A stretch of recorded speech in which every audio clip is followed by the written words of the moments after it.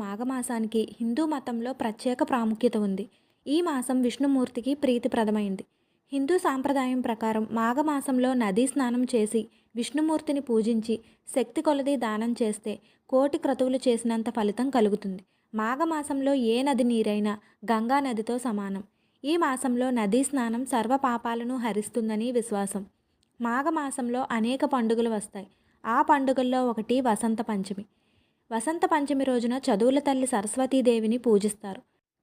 జ్ఞానం, కీర్తిని అందించే వసంత పంచమి గురించి తెలుసుకుందాం. అయితే ముందుగా మా ఛానల్ని ఫస్ట్ టైం విజిట్ చేస్తే ప్లీజ్ సబ్స్క్రైబ్ చేసుకోండి. అలాగే లైక్ చేయండి, షేర్ చేయండి. వసంత పంచమి రోజు అన్ని రకాల శుభకార్యాలకు ఉత్తమ సమయంగా పరిగణించబడుతుంది. హిందూ క్యాలెండర్ ప్రకారం వసంత పంచమి ప్రతి సంవత్సరం మాఘమాసంలోని శుక్లపక్షం 5వ రోజున సరస్వతీదేవి జన్మించిన రోజు. వసంత పంచమి ప్రాముఖ్యత. వసంత పంచమి రోజు నుండి వసంత ఋతువు